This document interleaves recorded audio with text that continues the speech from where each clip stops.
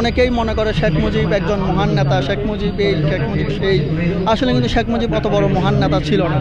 আমরা সে যুদ্ধের আগে সে অনেক বড় নেতা ছিল, কিন্তু যুদ্ধের সময় আমরা দেখলাম কি সে পাকিস্তান পালিয়ে গেছিল। সে যুদ্ধ করে না, যুদ্ধের ভিতরে তার কোনো ইনভলভে ছিল না। এটা কিন্তু স্বৈরাচারীর রক্ত, শেখ হাসিনা স্বৈরাচারীর রক্ত, ঠিক আছে। দুজনে বাপ মেয়ে দুজনেই স্বৈরাচার ছিল। এই অবস্থা হওয়ার কারণ ছিল গত 14-15 বছরে হাসিনার যে আমল ছিল, আমলে সে খুন গুম যে অত্যাচার করেছে সেটারই একটা বহিঃপ্রকাশ আজকে এটা আমরা দেখতে পাচ্ছি।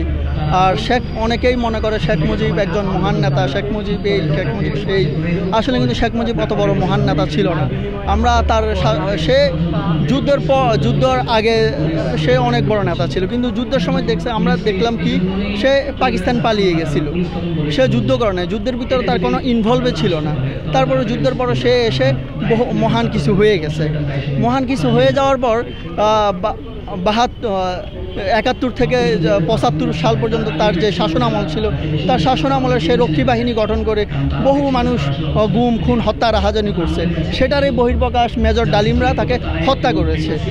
সে কিন্তু আসলে মুক্তিযুদ্ধের কোনো নেতা ছিল না। আমরা গত 15-16 বছরে হাসিনার আমল থেকে যেটা শিখতে পেরেছি, সে হযরত মুহাম্মদ সাল্লাল্লাহু আলাইহি ওয়াসাল্লামের সমপর্যায়ে তাকে নিয়ে গেছে। তাকে এমন পর্যায়ে নিয়ে গেছে, মন্দির তারপর মসজিদ এমন কোনো জায়গা বাকি নাই যেখানে তার পূজা করা হয় নাই, তাকে মহান করে দেখানো হয় নাই। আসলে সেও ছিল একজন স্বৈরাচার। তার মেয়ে যে ছিল শেখ হাসিনা, সেও ছিল একজন স্বৈরাচার। RICL TMX, যুগের পর যুগ স্থাপনা থাকে মজবুত। শেখ হাসিনার আমলে আসলে আমাদের বইয়ে যা পড়ানো হয়েছিল, যা শেখানো হয়েছিল, আমরা বঙ্গবন্ধুকে ভালো বলেই জানছি। আসলে আমরা জাতির পিতা বলেই জানছি। এখন এই আন্দোলনের পরে আপনার আমাদের সাংবাদিক ইলিয়াস স্যারের কারণে উনি যে ভিডিওটা তৈরি করেছিলেন মেজর ডালিমকে নিয়ে, তো ওনাদের যে ভিডিওটা দিয়েছিল, ওই ভিডিওটা দেখার পর বাঙালি জাতির চোখ খুলে গিয়েছে। যেমন এটা কিন্তু 15 আগস্টের পরে করেছে, ঠিক আছে। তো গতবার 5ই আগস্টের পরে 15 আগস্টে আমরা জানতাম কি বঙ্গবন্ধু ভালো ছিল, ঠিক আছে। ওনার মেয়ের কারণে বঙ্গবন্ধু আজকে নামও বদনাম হচ্ছে, ঠিক আছে। কিন্তু আজকে কিন্তু আমরা জানছি যে এটা কিন্তু স্বৈরাচারীর রক্ত, শেখ হাসিনা স্বৈরাচারীর রক্ত, ঠিক আছে। দুজনে বাপ মেয়ে দুজনেই স্বৈরাচার ছিল। যেমন 1972 থেকে 75 সাল পর্যন্ত প্রায় 3-4 বছর দেশে ভয়াবহ দুর্ভিক্ষ ছিল। ওটার কারণ ছিল আসলে শেখ মুজিবর। যেমন ওখানে আপনার উনি শেখ মুজিবর বাকশাল করতে গিয়ে প্রায় 40 থেকে 50 হাজার নাগরিক মেরে ফেলেছিল। ওই দাসদের আপনার অনেক নেতাকর্মী মেরে ফেলেছিল।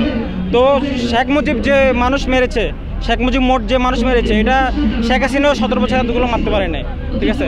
আমরা আসলে নিজেও দেখি আমাদের বন্ধু বান্ধব ফ্রেন্ড সার্কেল অনেকে এত কিছু জানার পরেও অনেকে ফেসবুকে শ্রদ্ধা জানায়।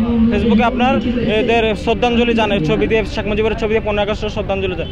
আমার আসলে ওদের প্রতি ঘৃণা হয় যে এত কিছু জানার পরেও ওরা আজকে আপনার শ্রদ্ধাঞ্জলি জানাচ্ছে।